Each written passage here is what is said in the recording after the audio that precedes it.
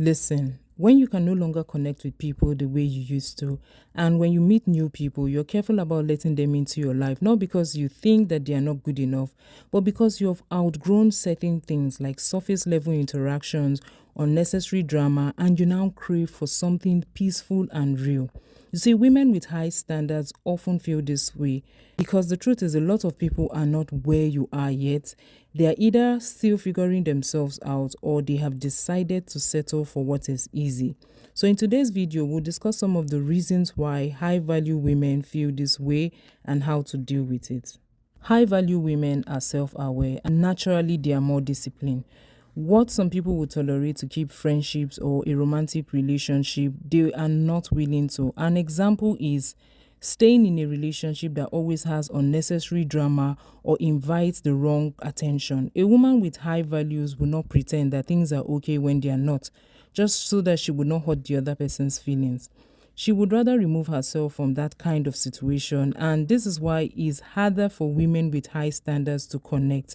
They do not feel lonely because no one is available. They do feel lonely because very few people align. So let me ask you a question.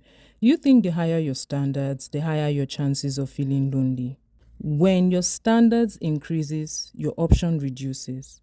And compared to others, a woman who has raised her standards can easily pick up on mixed signals, lack of effort, emotional immaturity. When you have a relationship or a partnership with someone and it blows hot and cold at regular intervals. The issue with this is you do not know where you stand or if the other person is serious about the connection.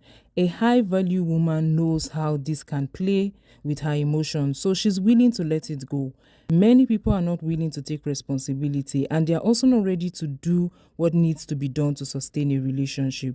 So choosing what is less is usually the route that they would go. And when you begin to work on yourself, you're no longer available for those kind of immaturity, which a lot of people play by. So it affects the connection. So while others are still hoping and giving it time that it doesn't deserve, you have already checked out of it. As a high value woman or a woman with high standards, as I would say, you value depth with one over surface level interactions with many. As the year goes by, people are becoming less confident in themselves, and instead of choosing what genuinely satisfies them, they would rather go for what seems to make them socially acceptable. And this has created a huge problem when it comes to individuality. But that's a topic we'll do in another video. You see, a high value woman would choose quality any day because it will always outlive quantity. They would rather be alone than entertained by the wrong crowd. Now, why this is a powerful choice, it also comes with silence sometimes. Now, this is where many women with high standards get it wrong. They stop engaging with other people completely. Isolation is not the answer.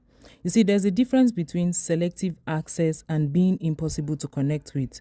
By the way, I did a video on selective access. Make sure you go check it out if you really want to understand what it's about. So how do you deal with this loneliness? Hi, I'm Jay. Welcome to She Upgraded. I like to break down the strategies used by successful women, both past and present, and the rationale behind their thinking and how we can harness it by learning what works and mistakes to avoid while becoming the women we intend to be.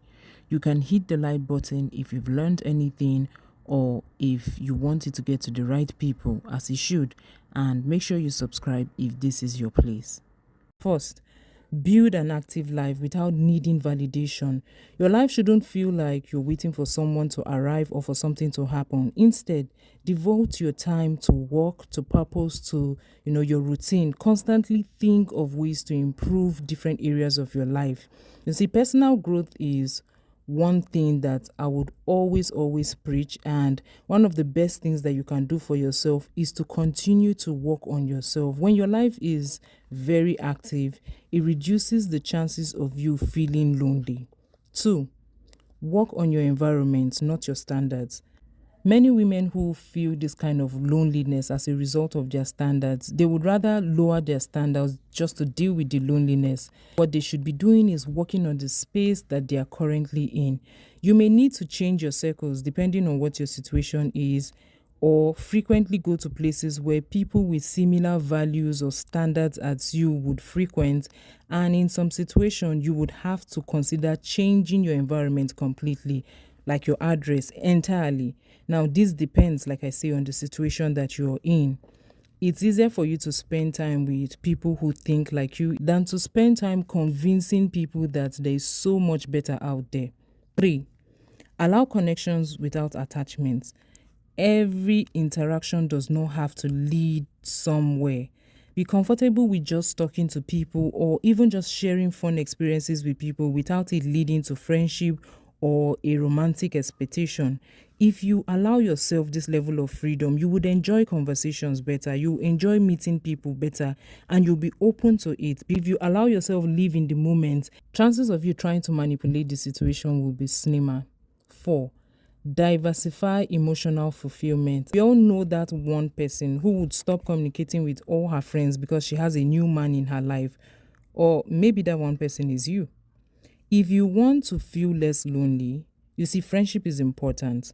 Having mentors or people who you interact with from time to time about your career, about business, about your life's purpose, it's important. Also, having a community or belonging to one is also important. That's if you don't mind. You don't have to be friends with people in your community. It's just a place where you can go to interact with like minds, especially with people who, share similar thoughts, of course, who share similar ideas with you, or maybe slightly different ideas, but you can learn from them. Now, this community could be online, but I would strongly advise that you look out for a good one that is secure offline. However, let me state this. You do not have to find a community offline if you do not want to. You do not have to force yourself into any community. Also, a community does not have to be a crowd. It can just be 2 or 3 women who are like minds, who have high standards, who are also working on their lives, who also want better from themselves. You can go out with them, do fun things together, have days where you sit and just exchange knowledge and talk about real life stuff. Now, let me know what your experience with loneliness is. Like I had asked earlier, do you think the higher your standards, the higher your chances of feeling lonely? Or do you think it's the way you go about it? Please share with us your experience in the comment section. We can all learn from each other. If you haven't subscribed, what are you waiting for?